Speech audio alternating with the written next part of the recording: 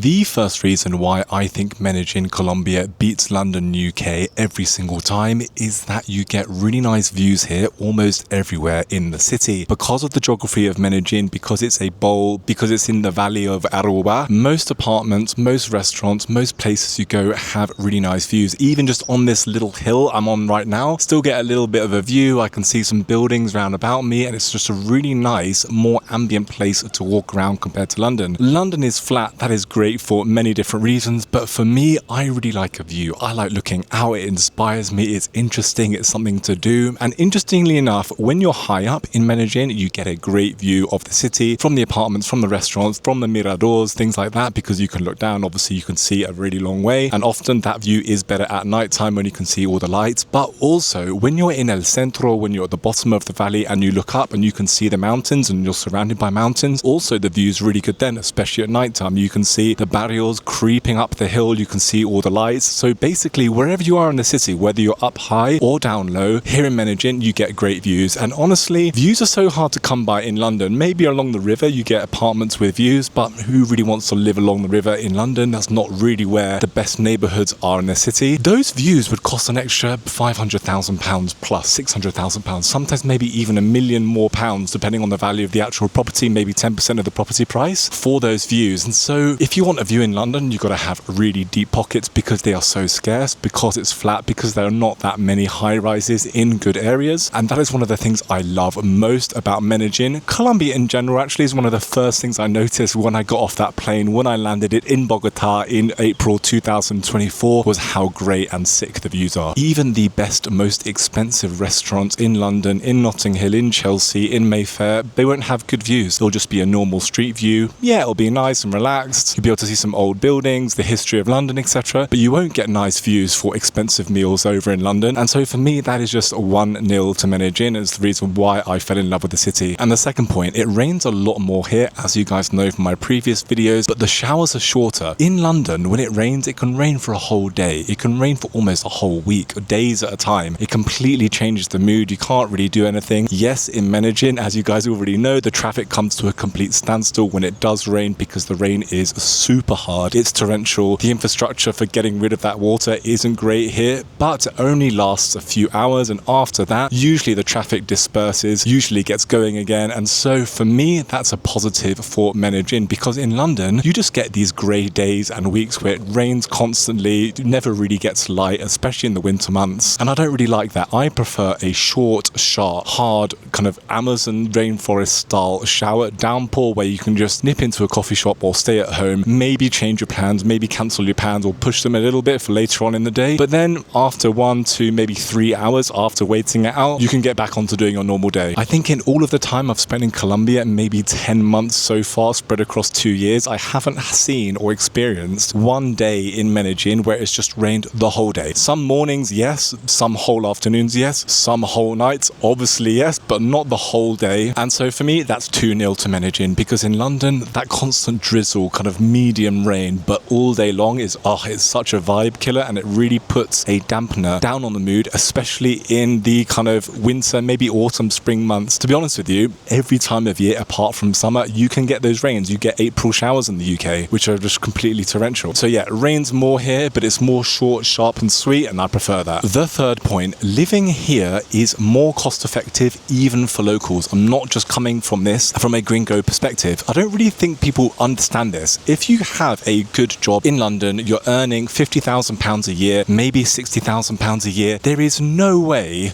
you can buy a property in London.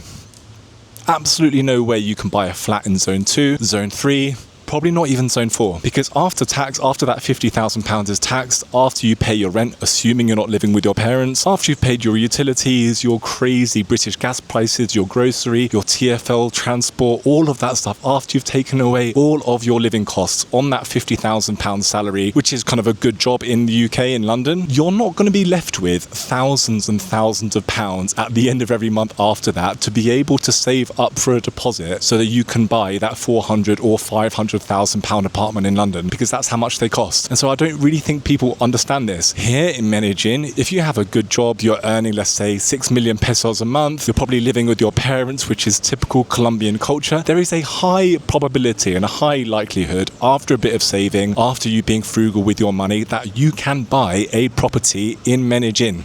It's just doable. It's just feasible. You cannot do that in London. And so with that being said, I think that's 3-0 to Medellin, because normal, hardworking people in the UK who have university degrees, maybe they're even doctors, they're even on 100 grand a year, it's still then going to be extremely difficult for you to buy a property in London. And so, yeah, when it comes to accommodation, which is the major cost of kind of living affordability in any sort of city, Medellin wins this one, because the vast majority of people in London, in the UK, cannot buy their own property without significant help from their parents or being able to get their hand on other loans from the bank. Now, for the poorest here in Medellin, people who are on minimum wage, yes, life is more difficult, but remember that the vast majority of those people who are on minimum wage will be living in their parents' house or in a property passed down from generation to generation, and so they will not have a mortgage or rent payments to make, which make up sometimes even 50% of a salary of the same person in London. So that minimum wage in Colombia is just for, let's say, utilities, travel, food, that kind of stuff. So when you look at it like that, even life on minimum wage in Colombia, if you live at home with your parents and you don't have a lot of expenses, is still going to be better than the equivalent person in the UK who's on minimum wage but who is not living with their parents, because that's just not a cultural thing in London. But for you Colombians who live in Medellin,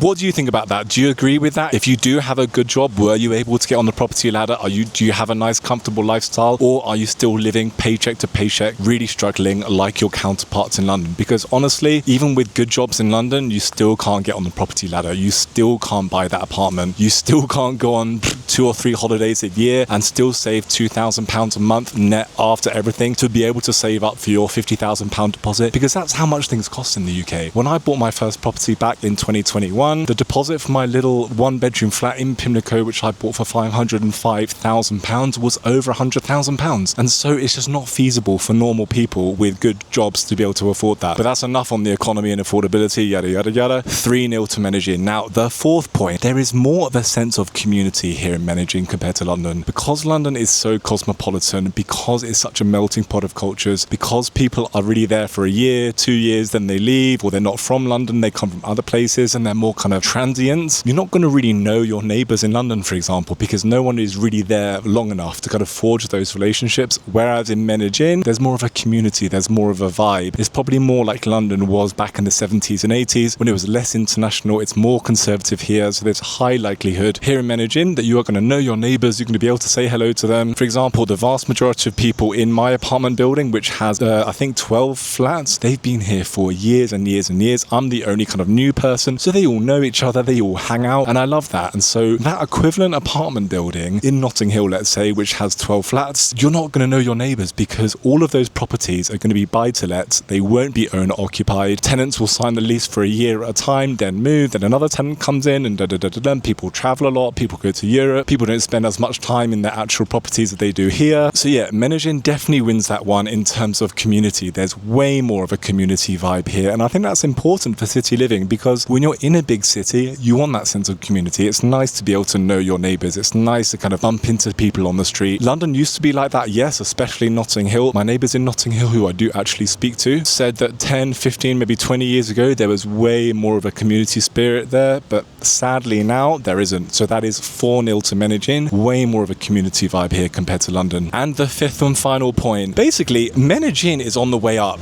London has had its heyday. There's no way that in 10 years' time London's going to be better, or in 20 years' time. London's been on the decline really since the financial crisis. It's never really covered from that. And you could also argue that in the 70s, 80s, 90s it was even better. I wasn't alive then, I wasn't around, but going from what people say. And because of that, because Medellin is more on the up, it's more exciting, there's more kind of investment happening, it's improving. I mean, look how far Medellin has come in the last 10 years. And then sadly, look at how much worse London has become in the last 10 years. And so it's better, in my opinion, to live in a place which is on the up and improving year on year and exciting, and you can see the changes, you can see the infrastructure happening, you can see how they're expanding the metro, they're dealing with the pollution, they're doing all of these cool projects. Whereas in London, for example, they're thinking about banning dogs in parks. Like, it's absolutely crazy. And so sadly, it's not great to live in a place where year on year you can see it declining, like in London. And ironically, on that dog point, for example, in Notting Hill, where I used to live in London, where I still have a property there, the streets are just full of dog poo all the time. You have properties there worth 10, 20, sometimes even 30 million pounds, and yet the pavement outside is full of dog shit. Whereas, for example, in Medellin, where I am now, look, I'm just about to go to the gym, walking around, but I can't see any dog poo. I've been walking around for the last like 25 minutes or so. Haven't seen any dog poo. It's nice and clean. There's no rubbish anywhere. Whereas in London, yeah, you get dog poo all the time. It never used to be like that. It's on the decline. Things aren't as clean and tidy as they were. The tube's dirty. You get the central line covered in graffiti, all of that stuff. And it is just better to be and living in a city which is on the up. It's exciting. It's the place to be, rather than a city which 20, 30 years ago or even 10 years ago used to be better, but now it's not. So yeah, guys, I hope you found this useful, and I'll speak to you soon.